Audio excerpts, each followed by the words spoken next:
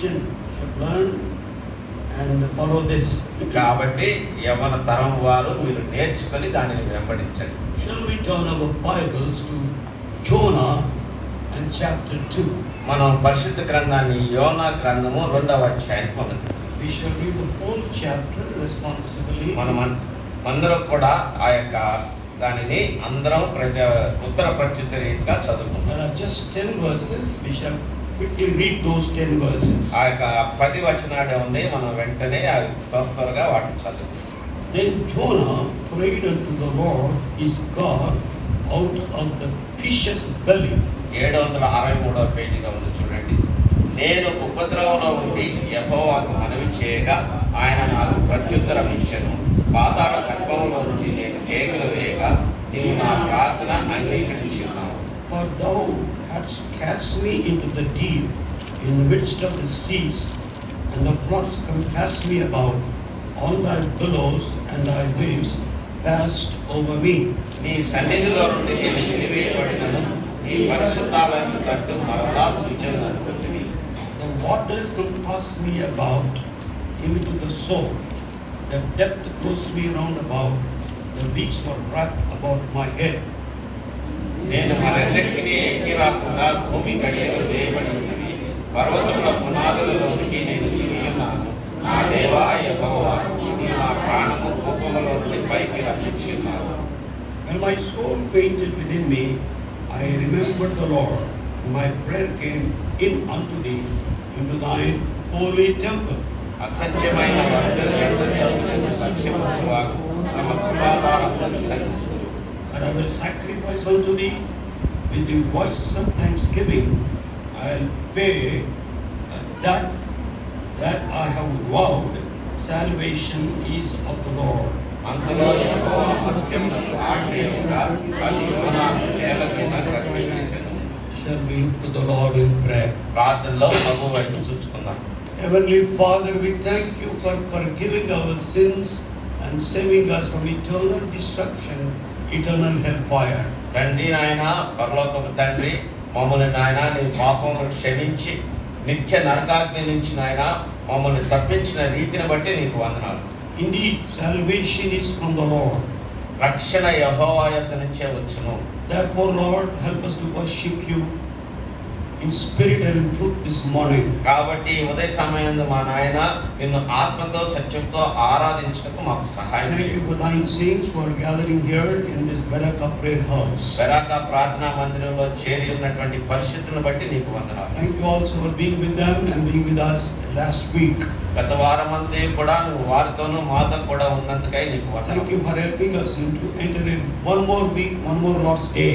ప్రభు ప్రభు దినంలోనికి మరొక వారంలోనికి మమ్మల్ని ప్రవేశపెట్టినందుకే వందనాలు. Our Lord, communicate thy word unto us by the Holy Spirit.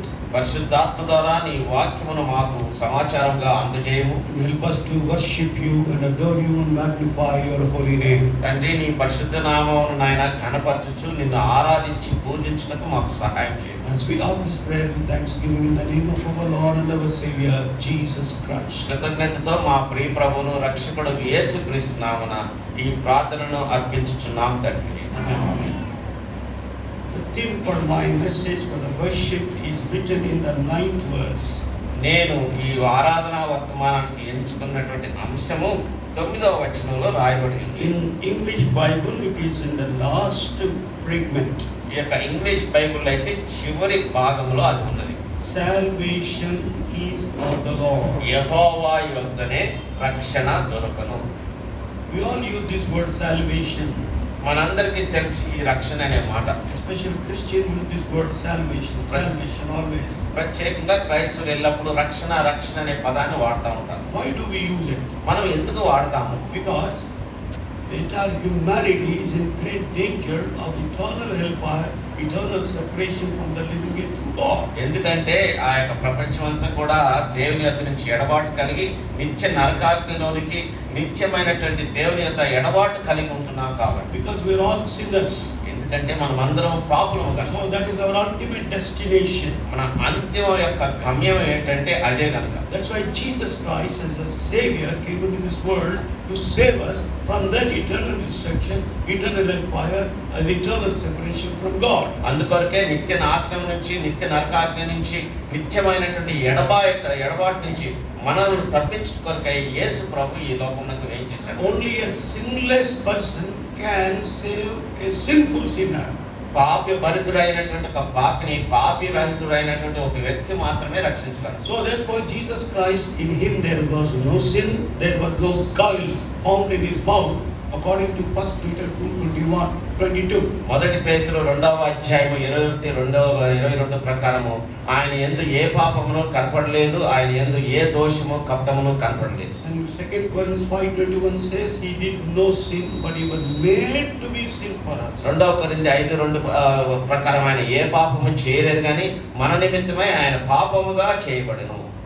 So that's why he is called our Savior. అందుకొరకే ఆయనను మనము మన రక్షకుడని పిలుచుకుంటాం. All of us whose sins are forgiven have received the gift of eternal life. We have this privilege this morning to worship our God because he is our Savior. ఎందుకంటే మన అందరం ఎవరైతే మన పాపములు క్షమించబడి ఉన్నాయో, నిత్య జీవం అనే వరం పొందిన్నామో, మనం అందరం కూడా ఈ ఉదయ సమయమందు ఆరాధించు ఆధిక్యతను పొంది ఉన్నాము. If anyone here do not have that privilege, they have lost the eternal blessings in their lives. ఎవరైనా కానీ అటువంటి ఆధిక్యతను పొందకుండా ఉన్నట్లయితే వారు తమ జీవితంలో నిత్యమైనటువంటి దీవెనలను పోగొట్టుకున్నవారు. Christianity starts from the day and the moment when our sins are forgiven. క్రైస్తవత్వం ఎప్పుడు ఆరంభమవుతుంటే మన జీవితంలో మన పాపములు క్షమించబడిన గడియ నుంచి. Not because of our birth in a Christian family, మనం క్రైస్తవ కుటుంబంలో పుట్టి ఉన్నాము కాబట్టి కాదు, not by bearing a Christian name, క్రైస్తవ నామం పెట్టుకున్నందువల్ల కాదు, neither practicing any Christian practices or customs, లేక క్రైస్తవ ఆచారములను అలవాటులను అలవర్చుకున్నందువల్ల కాదు, but Christ within our hearts, within our lives makes us a Christian. మన యందు మన హృదయమందున్న క్రీస్తు ఉన్నట్లయితే అప్పుడు మనం క్రైస్తవులని పిలువబడతాం. So therefore it's a great privilege this morning to worship the Lord because the salvation comes from Him. కాబట్టి ఈ ఉదయ సమయమందు రక్షణ ఆయన యొద్ద నుంచే వచ్చుచున్నది కాబట్టి మనమందరం కూడా ఆరాధించే ఆధిక్యతను పొంది ఉన్నాం. And I'll come to this salvation a little more afterwards. ఆ తర్వాత సమయంలో నేను ఈ రక్షణ గురించి నేను ఇంకా ఎక్కువ చెప్తాను. Now let us come to this context in which we are reading these words. ఈ వచనం చదువుతున్నటువంటి సందర్భంలోనికి మనం ఇప్పుడు వద్దాం. These are the words of Jonah, an errant, defiant prophet. తిరుగుబాటు చేసినటువంటి, తప్పు చేసినటువంటి యోనా అనే ప్రవక్త యొక్క మాటలు. But he realized. కానీ అతను గ్రహించాడు. Where? ఎక్కడ నుంచి? Where did he realize? ఎక్కడ గ్రహించాడండి? Where is he uttering these words? ఈ మాటను ఎక్కడ ఉచ్చరిస్తున్నాడు? From being in the belly of a whale in a sea. ఆ యొక్క సముద్రంలో ఉన్న తిమింగలం కడుపులో నుంచి ఈ మాటలు అంటున్నాడు. He was not at liberty like you and me today this morning. ఈ ఉదయ సంబంధం నీవు నేను ఉన్నట్టు స్వాతంత్రంతో ఆయన లేడు. But he was in the belly of a whale because of his defiance and disobedience to the Lord. ప్రభువుకు అతను తిరుగుబాటు చేసి అవిధేయత చూపించినందువల్ల తిమింగలము కడుపులో నుంచి ఈ మాటలు చెప్తా ఉన్నాడు. God told him to go to a city called Nineveh.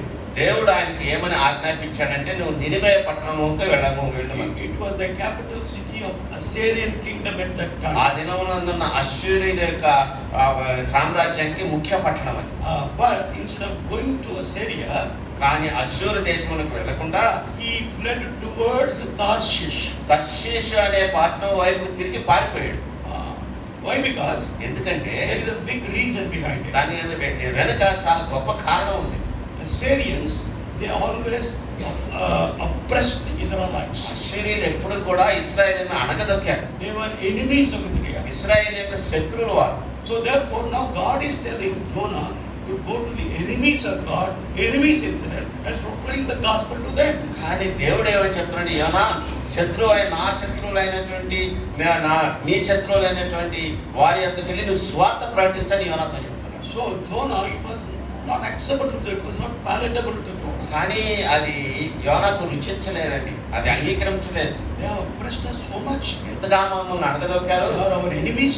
వారు మా శత్రువులు. How can I go and preach to them? వారి మధ్యకెళ్ళి నేను ఏ రీతిగా So he ప్రకటించగలను? was thinking that God was making a mistake. అతను ఏమనుకున్నాడంటే దేవుడు పొరపాటు చేస్తున్నాడేమో So అనుకున్నాడు. therefore, instead of obeying God, going towards this Nineveh, he ran away towards Tarshish, running away towards Tarshish. కాబట్టి ఆ యొక్క నినివే పట్టణానికి వెళ్లకుండా దేవునికి తిరుగుబాటు చేస్తూ తర్షీషు పట్టణం వైపు పారిపోతా He went to a place called Joppa. There were ships, That there he got into a ship. అక్కడ ఏం చేశాడంటే యొప్పా అనే పట్టణానికి వెళ్ళి అక్కడ ఒక పడవ ఉంటే ఆ పడవ ఎక్కేశాడు.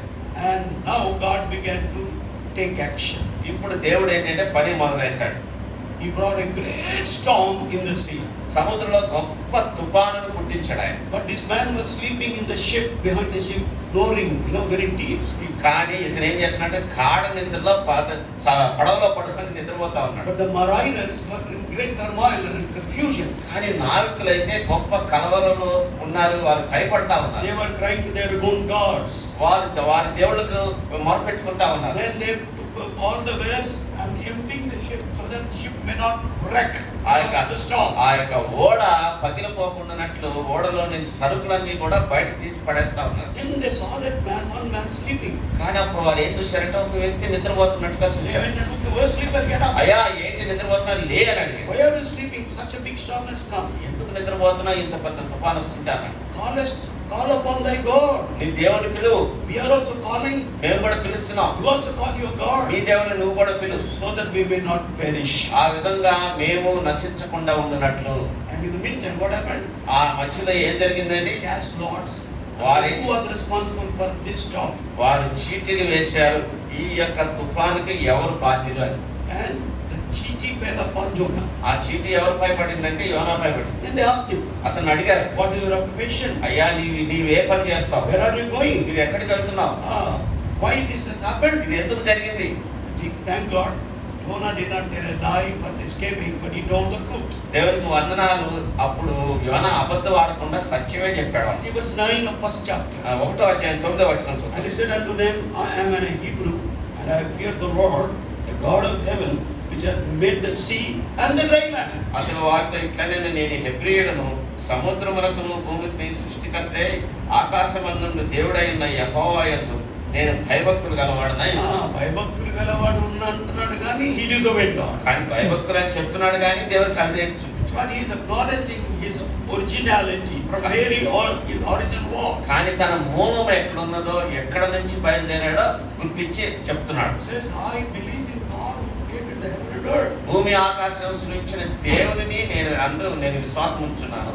Then they understood. Then he will quickly jump to other point. He self-imposed punishment upon him. ఆయన ఏం చేశాడంటే తన మీద తానే శిక్ష విధించుకున్నాడు. That's another beauty in Jonah's life. యోనా జీవితంలో అదొక రమ్యమైన విషయం. Beloved, when we acknowledge our sin ప్రియులారా, మనము మన పాపమును గుర్తించి ఒప్పుకున్నప్పుడు and realize that I deserve punishment, మనం శిక్షకి యోగ్యులమని గ్రహించినప్పుడు then God will act and show his mercy upon us. అప్పుడు దేవుడు తన యొక్క క్రియను ఆరంభించి మన ఎడల కనికరం చూపిస్తాడు. But if we go on telling lies, trying to escape, we will never find a remedy. కానీ మనం అబద్ధాలు చెప్తూ సాకులు కనుక చెప్తున్నట్లయితే చికిత్స అనేది ఎన్నడూ కనుక్కోలేదు. We land into more problems, more complications. ఇంకా ఎక్కువ సమస్యల్లోకి, ఇంకా ఎక్కువ క్లిష్ట పరిస్థితుల్లోకి వెళ్తాం. So confessing, admitting our sinful nature, our disobedience, wherever we disobeyed the Lord, is will be the road to recovery. ఆ యొక్క ఎప్పుడైతే మన పాపమును గుర్తించి మన పాపమును అంగీకరించి ఒప్పుకుంటామో అప్పుడే ఆ యొక్క మనకు పునరుద్ధరణ పొందుటకు కూడా మనకు దారి అవుతుంది. So they lifted this man, Jonah, put them into the sea. వాళ్ళు ఏం చేశారంటే ఎత్తి యోనాను సముద్రంలో పడేశారు. See verse 12. First chapter verse 12. 1వ అధ్యాయం 12వ వచనం He చూడండి. said unto them, "Take me up and cast me forth into the sea, so shall the sea be calm unto you. For I know that for my sake this great tempest is upon you." మేము నీకేమి చేయవాలని అతను అడగా, యోనా నన్ను బట్టి ఈ గొప్ప తుఫాను ఈ మీదకి వచ్చినని నాకు తెలిసినది. నన్ను ఎత్తి సముద్రంలో పడవేయడి, అప్పుడు సముద్రం మీ మీదకి రాకుండా నిమ్మళించునని అతను వారితో చెప్పాడు. One man sinned, many suffered. ఒక్క వ్యక్తి పాపం చేస్తే ఏమైంది? అందరూ కూడా శ్రమ The పొందాలి. same way in our families, our assemblies, our nation, because simple of one man will be larger consequences. అదే విధంగా మన సంఘములో, మన కుటుంబంలో, మన సమాజంలో కూడా ఒక్క వ్యక్తి పాపం వలన పర్యవసానము అనేక మందికి కనబడుతుంది. As soon as they lifted him up and put him in the sea became calm and quiet. ఏ క్షణమందైతే అతను ఎత్తి సముద్రంలో పడేశారో సముద్రము నిమ్మళించి మౌనం అయిపోయింది. Then what did God do? అతని తర్వాత దేవుడు ఏం చేశాడు? God began to act now. ఇప్పుడు దేవుడు తన పనిని ఆరంభించాడు. To teach a lesson to this arrogant, disobedient, defiant prophet. ఈ యొక్క తప్పు చేస్తున్నటువంటి, అవిధేయత చూపించినటువంటి, తిరుగుబాటు చేసినటువంటి ప్రవక్తకు ఒక గుణపాఠం చెప్తాడు. He commanded the whale to swallow him. ఆ ఏం చెప్పాడంటే ఆ తిమింగలంతో నువ్వు అతన్ని మింగివేయమని See ఆజ్ఞాపించాడు. verse 17 of first chapter. ఆ మొదటి అధ్యాయం 17వ వచనం Now the చూడండి. Lord had prepared a great fish to swallow up Jonah. Jonah was in the belly of the fish 3 days and 3 nights. గొప్ప మత్స్యము ఒకటి యోనాను మృంగవాలని యెహోవా నియమించి ఉండగా యోనా 3 దినములు ఆ మత్స్యము యొక్క కడుపులో ఉండెను. These whales are very, very big fishes. ఈ యొక్క తిమింగలం అనేది చాలా పెద్ద చేప. It will be like as big as some ships also. కొంత పడవలంతా కూడా పెద్దగా ఉంటాయి. They can even, resist a ship going in the sea. ఆ యొక్క సముద్రంలో వచ్చిన పడవను కూడా ప్రతిఘటించగలిగిన శక్తి ఉంటుంది. But God commanded that whale to swallow, but not to eat him, preserve him as a refrigerator. కాబట్టి దేవుడు ఏం చెప్పాడంటే ఆ చేపకు నువ్వు మింగు కానీ తినొద్దు, ఒక రెఫ్రిజిరేటర్ లో ఏ రీతిగా అన్ని వస్తువులు పెడతావు అట్లా యోనాను కూడా లోపల పెట్టుకో. We preserve food, extra food what we cook on the next day in our refrigerators. మనం వంట చేసినప్పుడు మిగిలిపోయిన ఆహారాన్ని ఏం చేస్తాం, మనం తర్వాత రోజు తినొచ్చని రెఫ్రిజిరేటర్ లో పెడతాం కాబట్టి. But will our refrigerator eat that food? Anytime did your refrigerator eat that food? ఆ రెఫ్రిజిరేటర్ ఎప్పుడైనా తనంతట తాను ఆ యొక్క ఆహారాన్ని తిన్నదా? No. తినదు కదా. So like that, God preserved this man of God, and there He taught him a lesson practically. కాబట్టి దైవజనుడు దేవుడు భద్రపరిచి క్రియాశీలకమైనటువంటి ఒక పాఠాన్ని యోనాకు నేర్పాడు. From there he began to cry.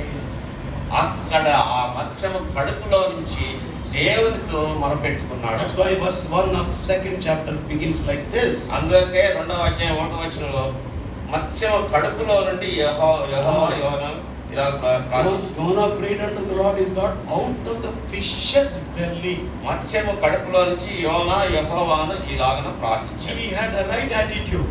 సరి అయినటువంటి వైఖరి కలిగి He did ఉన్నాడు. not complain, he did not do anything else, but realized his folly, realized his mistake, began to repent from the belly of a whale. అతను ఫిర్యాదు చేయలేదండి, తన తప్పిదమును ఒప్పుకొని గ్రహించి అక్కడ నుంచి మత్స్యము కడుపులో నుంచి దేవునితో మొరపెట్టుకుంటా ఉన్నాడు. Verse 2. 2వ వచనం. And said, I cried by reason of mine affliction to the Lord. He heard me out of the belly of hell, cried I, and thou heardest my voice. నేను ఉపద్రవంలో ఉండి యెహోవాకు మనవి చేయగా ఆయన నాకు ప్రత్యుత్తరం ఇచ్చెను. పాతాళ గర్భంలో నుండి నేను కేకలు వేయగా నీవు నా ప్రార్థన అంగీకరించావు. అక్కడ నుండి is like a పాతాళం for him, like a పాతాళం. ఆ తిమింగలం కడుపులో ఉంటే అది పాతాళం లాగా అనిపించింది I యోనాకు. don't know the depths of the sea. Some seas are very, very deep, more than 5-7 miles also deep. కొన్ని సముద్రాలు ఎంత లోతు ఉంటాయంటే 5-6 మైళ్ళ కంటే లోతు ఉంటాయి. So even from there he began to cry unto the Lord. అటువంటి లోతైన స్థలంలో నుంచి కేకలు వేయించి మొరపెట్టాడు యోనా. Verse 7. 7వ వచనంలో When my soul fainted within me, I remembered the Lord, and my prayer came in unto thee into thine holy temple. కోపములో నుండి నా ప్రాణము నాలో మూర్ఛిల్లగా నేను యెహోవాను జ్ఞాపకం చేసుకొంటిని. నీ పరిశుద్ధాలయంలోనికి నీ యొద్దకు నా మనవి వచ్చాను. Oh, God heard his prayer. దేవుడు ఆయన ప్రార్థనను విన్నాడు. And from there only he began to praise God. అక్కడ నుంచే సమయంలో కడుపులో నుంచే దేవుని స్తుతించడం ఆరంభించాడు. He was not, the whale did not vomit him as that. అప్పటికే ఆ తిమింగలం అతన్ని కట్టివేయలేదు బయటికి. But from there he began to worship the Lord, began to give offer thanksgiving. కానీ ఆ తిమింగలం కడుపులో నుంచే దేవునికి వందనాలు స్తోత్రాలు చెల్లిస్తాడు. Anticipation that God is going to command the whale to vomit him on the land, he began to worship the Lord, give thanksgiving unto the Lord. ఏ విధంగా అంటే దేవుడు ఆ యొక్క తిమింగలానికి ఆజ్ఞాపించునై ఉన్నాడనే ఒక ఉద్దేశంతో ముందుగానే యోనా స్తుతి ఆరంభించాడు. What does it say in verse 9? 9వ వచనంలో ఏమని చెప్తుంది? Sacrifice unto thee with the voice of my thanksgiving. కృతజ్ఞతాస్తుతి చెల్లించి నేను నీకు బలులను అర్పించును, నేను మొక్కుబడులను చెల్లింపక మానను. And then he declared salvation is of the Lord. ఆ తర్వాత ఏమని ప్రకటన చేస్తున్నాడంటే యెహోవా యొద్దనే రక్షణ దొరకును. Psalm 14, 14వ కీర్తన, Psalm 50 verse 14. Psalm 50 verse 14. 50వ కీర్తన 14వ వచనము. And also we shall read verse 23 as well. 23వ వచనం కూడా చూద్దాం. 50వ కీర్తన 14వ వచనం. Offer unto God thanksgiving and pay thy vows unto the Most High. దేవునికి స్తుతియాగము చేయము, మహోన్నతునికి నీ మొక్కుబడి చెల్లించు. 50వ కీర్తన 14వ వచనం. Also 23. 23 కూడా చదువుదాం. Whoso offereth praise glorifieth me, and to him that ordereth his conversation aright will I show the salvation of God. స్తుతియాగం అర్పించువాడు నన్ను మహింపరచుచున్నాడు, నేను వానికి దేవుని రక్షణ కర్పించినట్లు వాడు మార్గము సిద్ధపరచుకొనెను. Stutiyagam, we have to Stutiyagam. స్తుతియాగం అనేది సమర్పించాలి. Offereth praise unto God, he is glorifying me. నన్ను ఆ స్తుతియాగం అర్పించడం ఏం చేస్తున్నాడు? నన్ను మహిమపరచుచున్నాడు. So from there, from the belly of the whale, from the bottoms of the sea, this man of God is giving thanksgiving unto the Lord. మత్స్యము ఆ కడుపులో నుంచి, సముద్రపు అగాధంలో నుంచి ఈ వ్యక్తి ఏం చేస్తున్నాడంటే దేవునికి కృతజ్ఞతలు చెల్లిస్తాం. What is our salvation? మన రక్షణ ఏమిటి? It is eternal salvation. నిత్యమైన రక్షణ. It's not a temporal అది salvation. తాత్కాలికమైన రక్షణ It's కాదు. not just being saved from the belly of a whale, ఆ యొక్క సముద్రపు చేప కడుపులో నుంచి రక్షించబడటం కాదు.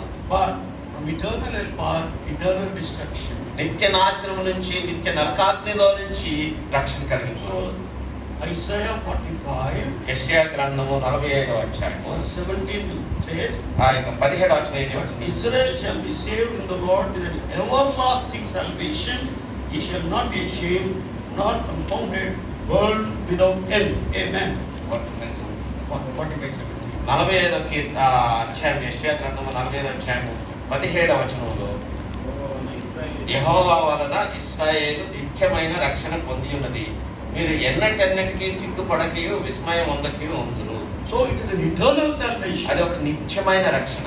And Hebrews 2:3 says, హెబ్రీయులకు రాసిన పత్రిక 2:3 ఏమని చెప్తుంది? it's a great salvation. అది గొప్ప రక్షణ అని చెప్తుంది. It's not ordinary salvation. అది సామాన్యమైన రక్షణ కాదు. Therefore, the apostle who wrote this Hebrews epistle says, do not neglect that salvation. How shall you escape if you neglect so great salvation? ఇంత గొప్ప రక్షణను మనం నిర్లక్ష్యం చేసిన ఏ విధంగా తప్పించుకుందామంటాడు అక్కడ. Unbelievers not believing in Christ and his redemptive act done on the cross of Calvary, they neglect salvation. ఎవరైతే ఆ యొక్క కల్వరి శిలువపై చేయలేదో వారు రక్షణను నిర్లక్ష్యం చేస్తారు.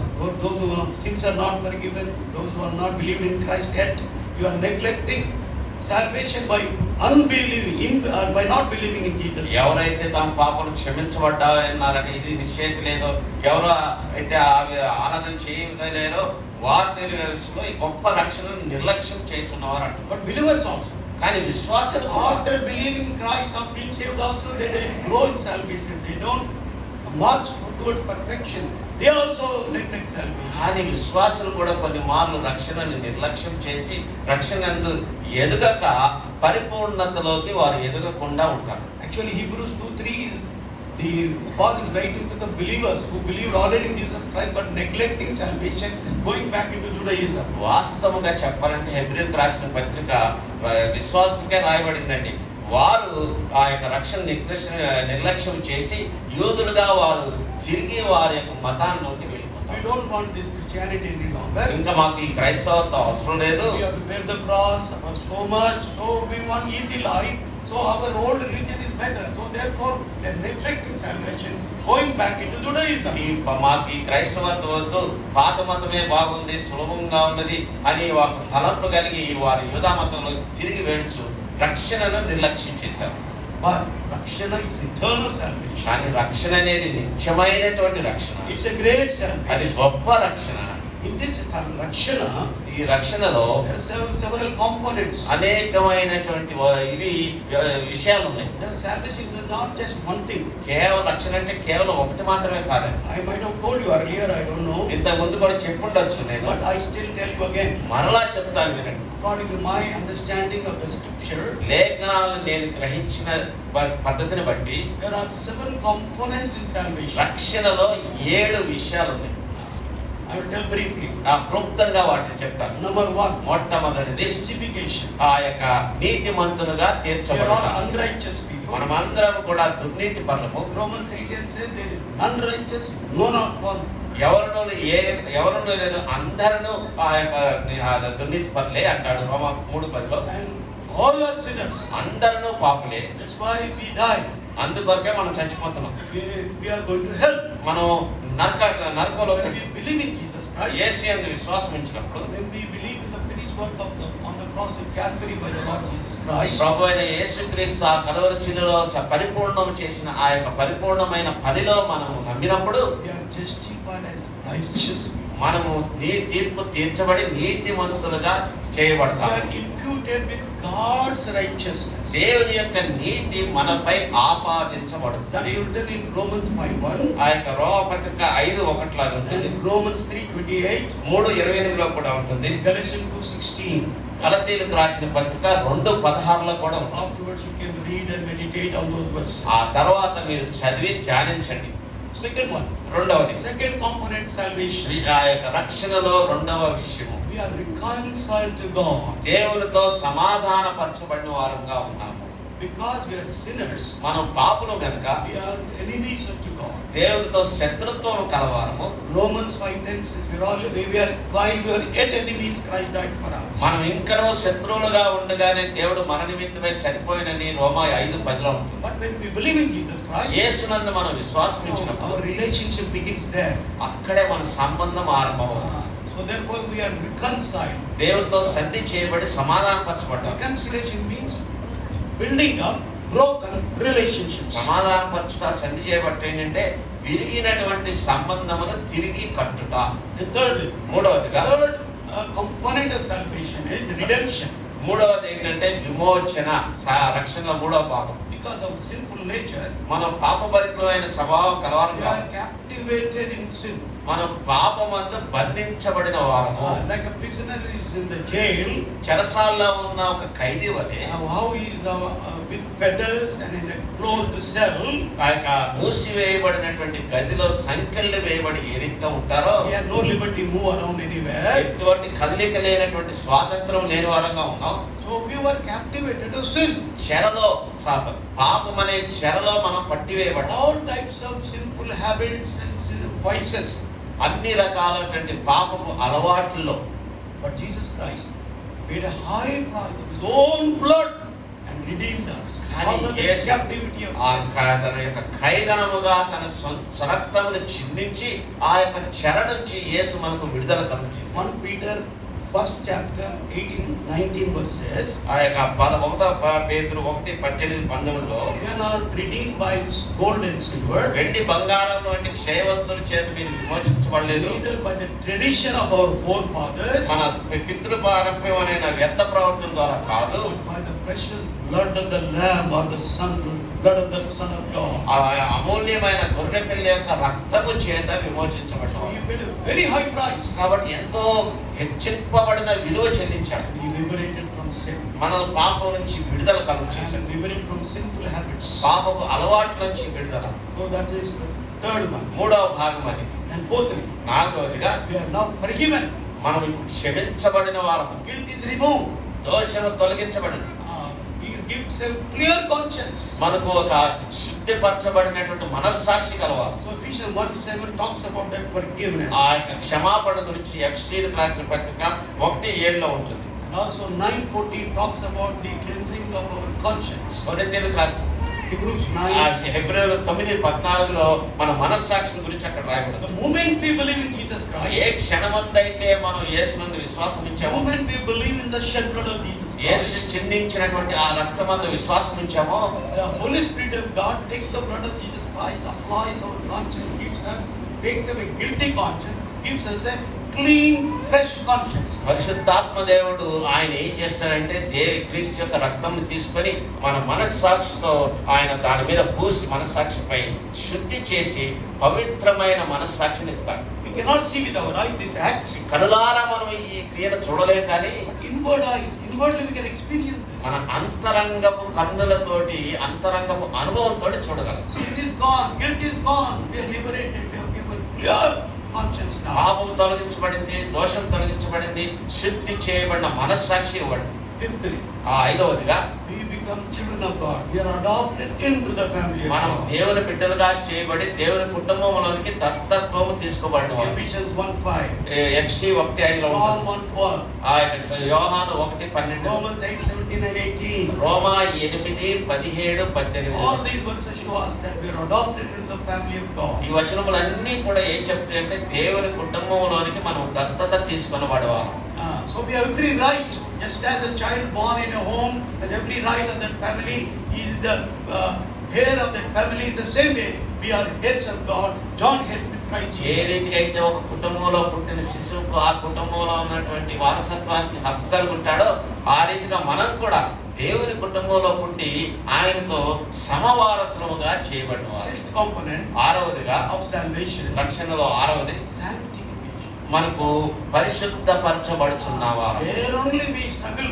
అక్కడే మనకు సంఘర్షణ అనేది. We need to be saved day by day.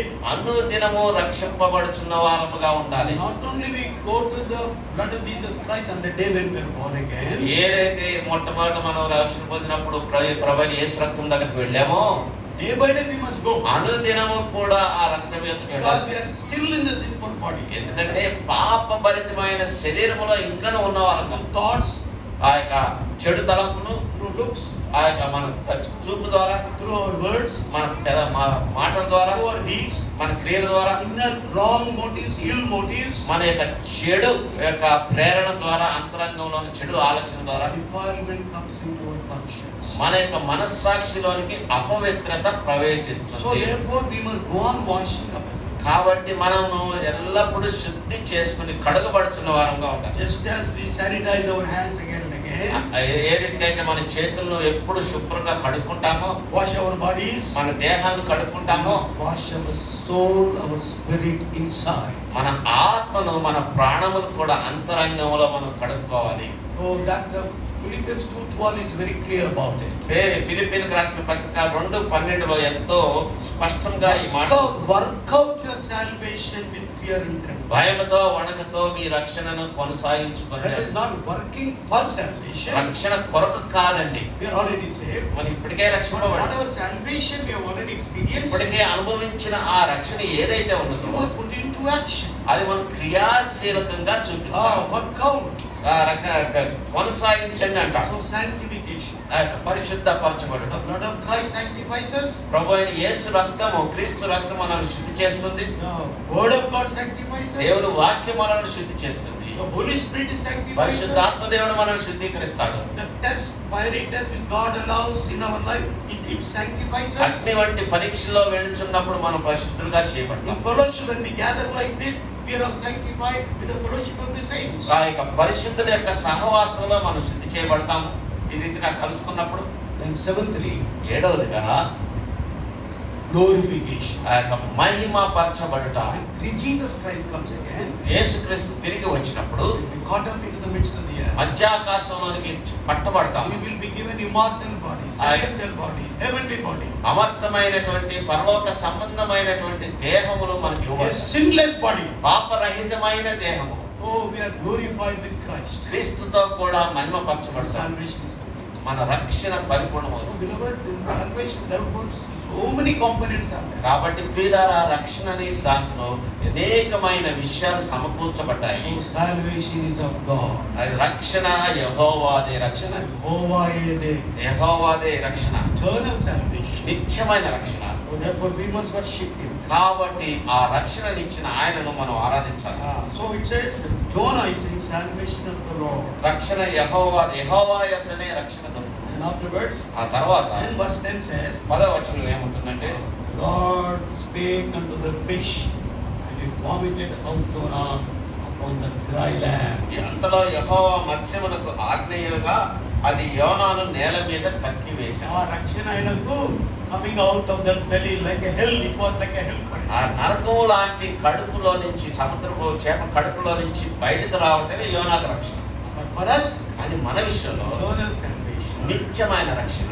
మనకు ఈ song లో, in song number 54, 54వ పాట పాడుతుంది. one verse we shall sing. ఒక చరణాన్ని పాడుతుంది. Last verse, repeat after me please. Song number 54. 54 ఆ 54వ పాటలో Last verse. 4వ చరణం. రక్షణ నిచ్చుట చెప్పండి. మన యెహోవాది, మన యెహోవాది రారాజు రారాజు ప్రజలకు ఆశీర్వాదము, ఆశీర్వాదము రంజిల్లు నీ ధరణీయందు. నీ ధరణియందు. పలుకుడు చెప్పండి. పదవ చెప్పండి. ప్రణుతింతుము మా యెహోవా పరిపూర్ణ మహిమ ప్రబలన్ నీ రక్షణ మా విభవ. పాట has a history. Song has a experience. ఈ పాటకు ఒక చరిత్ర ఉందండి. 1980s exact year I forgot. 1980వ దశాబ్దంలో 85 or 86. 85, 86 అయిండొచ్చు బహుశా. Bhagat Singh became sick.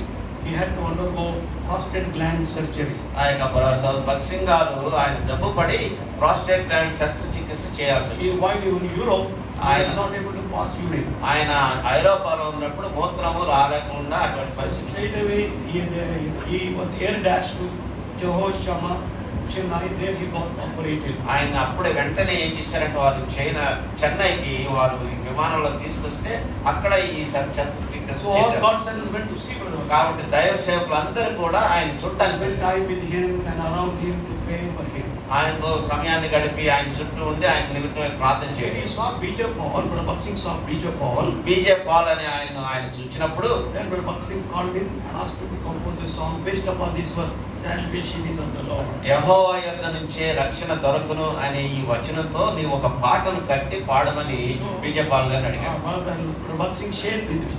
God has saved me from this great danger. ఈ గొప్ప ప్రమాదం, So compose a song of that. Let us all give thanksgiving unto the గొప్ప Lord. ప్రమాదం నుంచి దేవుడు నన్ను తప్పించాడు కాబట్టి మనం అందరం కలిసి దేవుడికి కృతజ్ఞత చెల్లిద్దామని ఆయన So అడిగాడు. within 2 minutes, Brother Brother Paul composed this song. ఆయన కొన్ని క్షణాల్లోనే ఈ పాటను బీజే పాలు ఆయన పూర్తి చేశారు. Let us sing this chorus. కాబట్టి పల్లవి చరణాన్ని 4వ చరణం, పల్లవి 4వ చరణాన్ని పాడుకుందాం.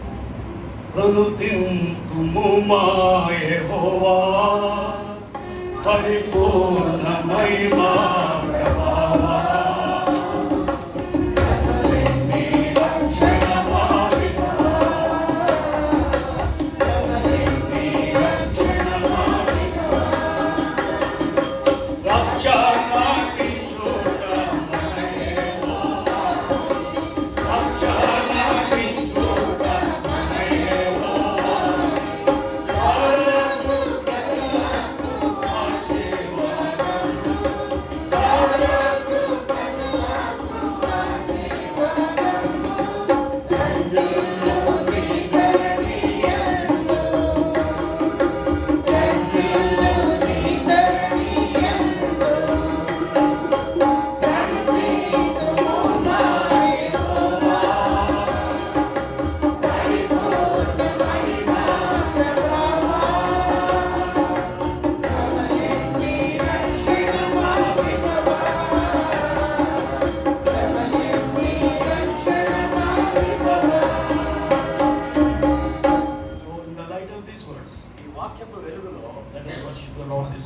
ఈ ఉదయ సమయం అందు మన ప్రభువుని మనం ఆరాధిద్దాం. ఇదే పాట పాడుతున్నాం మనం ఇప్పుడు. 52వ పాట అన్ని చరణాలు కూడా మనం పాడుతున్నాం. 54వ పాట ప్రణుతింతుము మా యెహోవా అనే పాట మనం పాడుకుందాం. చివరి చరణం వచ్చినప్పుడు లేచి నిలబడి పాడుకుంటున్నప్పుడు సండే స్కూల్ పిల్లలు సండే స్కూల్